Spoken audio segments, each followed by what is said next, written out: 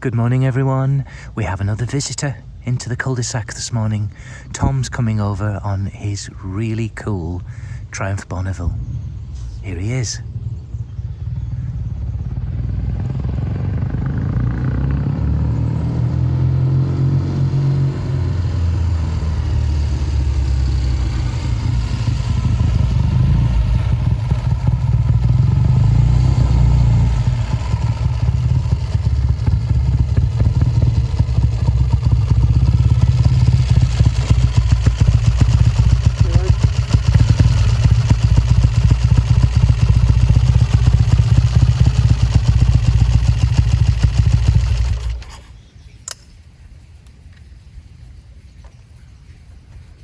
How you doing? Hi, Tom. So thank you so much, Tom, for coming over. Sure. I love your bike. Glad to. Yeah. Beautiful. Been a fun bike over the years. Had it for, I think I bought it probably about 11 years ago. Okay. And it's a 1969 Triumph Bonneville. Kind of an interesting story of how this came about. There was a fellow who was a collector in town, and he had collected some Triumphs and parts and that kind of thing, and he passed away, and I was able, through a friend of mine, to take a look at the stuff, and pretty much bought his inventory of parts and stuff. In that inventory was this tank, these fenders, and a new old stock seat. Oh, wow. All painted just like you see it. Oh, wow. And I looked at that and I said, I need to find a bike to go underneath this. Build a bike around this. this. The hardest part is getting the painting done and all that stuff. And here it is. It's already done. It's beautiful. I found a kind of a rolling basket that had matching numbers and a title. And then I started basically from that and built the bike up from scratch. 1969, it's like the epitome, isn't it? 69-70 of the Triumph Bonneville. Is kind of the peak that a lot of collectors like. And it has a lot of, some upgrades and that kind of thing. Certainly one of the big things I think is the front brake. It really works well. It probably stops better than the disc brakes of that era. Yeah. The disc brakes were pretty rudimentary at that point. Yeah. So and those horns are iconic, aren't they? The dual horn up dual the front horns, as well. yeah. I believe they're pretty difficult to come by, aren't they? Oh yeah, that's cool. They are. I was able to find them. I was up in the Seattle area. There's a guy up there who has a lot of British parts, and we would go up there periodically just to look through what he had. And he had this set sitting in his showcase, and I was building this at the time, and I had to have that. So, and he knew he had me. So we cooked the deal, but yeah, it was. They're a little hard to find. It's almost like just name your price. Yeah. I gotta have them. I've got to have them. Tell me what you need. Right. And I've done a number of these late 60s bikes, and 69 and 70 was kind of unique with the seat because the factory pattern is very distinct, and they don't do that on the aftermarket seats. They're a little more coarse, and they don't quite have the same shape. So I was really fortunate. There was actually a couple of these in that inventory. I built a 70 Bonneville for a friend of mine, and used one of those stock seats. And it's not obvious, is it? It's just the discerning eye that spots those nuances, isn't it? Well, the newer ones, the new replica seats are pretty good. They just, if you compare them with an original, they're very noticeable. Yes. So it's little things like that. So. Very cool. And how long did it take you to restore this then? It was probably over about a 2-year period. Okay. Well, that's pretty good.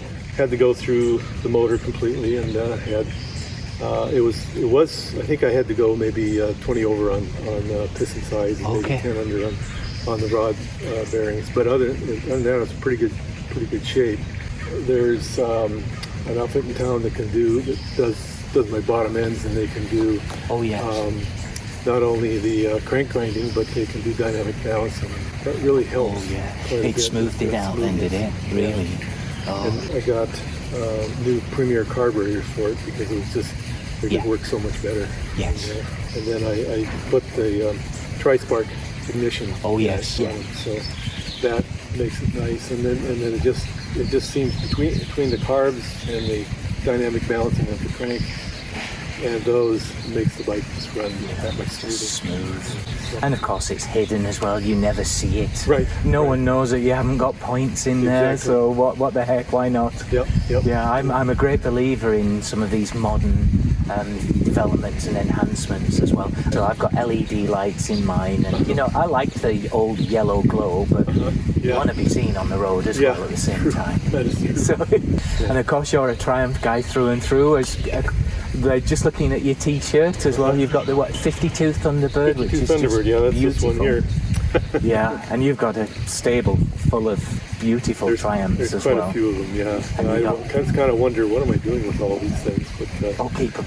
you know, Keep them. Well, just bring them here. Yeah. You've got a 48 I've speed got twin. Is it 48? it's a 1940. It's pre-war. 40. I'm sorry, 40.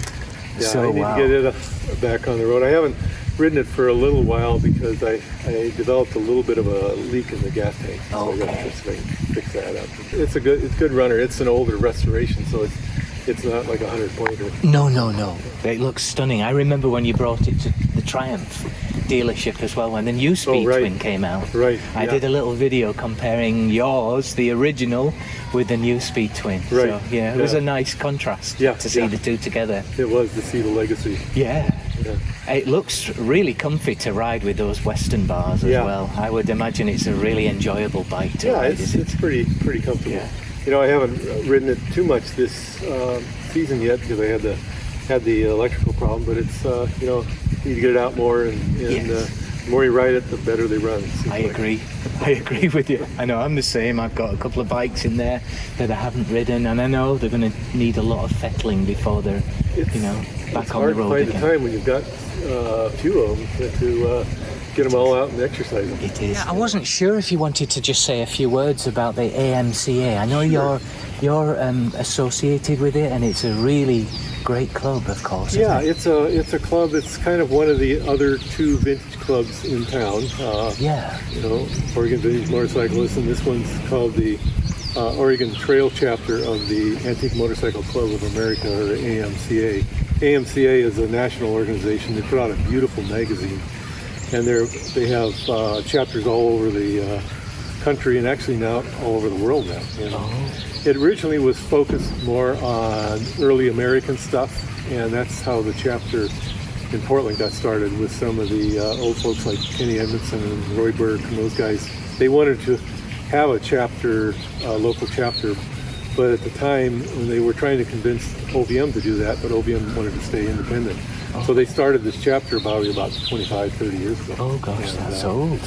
But now it's evolved more as the hobby has, Oh, where there's a lot more British bikes in there, and a lot of Japanese bikes and all that. So it's a fun group, and it's pretty similar to OVM. What they try to do is have a meet, do something every month. They used to have business meetings, and now they've started the business meetings online, so just the chapter officers have. Yes. So they don't have to bore everybody else with that. So we try to do some kind of a garage crawl, or if the weather's good, a ride. In fact, Saturday we're having a ride. Yeah, if you wouldn't mind, just giving it a little start, just to hear it. Just on the stand. You can just start it on the stand if you like, right. Tom. Yeah, absolutely.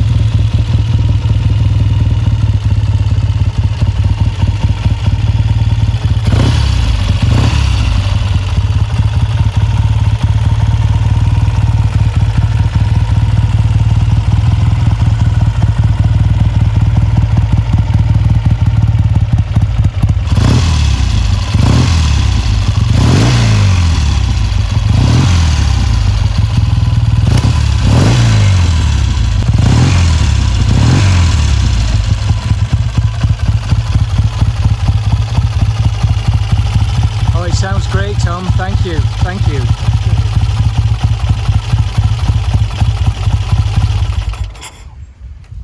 Oh, it's got a lovely sound to it.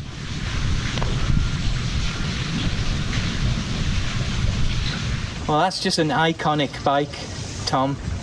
Yeah. Love it, absolutely love it. Yeah. Thank you very much for coming over. Oh, you bet. I'm so glad you came. Have a nice safe ride home before it gets too hot today. It's going to be 86, I think, later on. Wouldn't be too bad.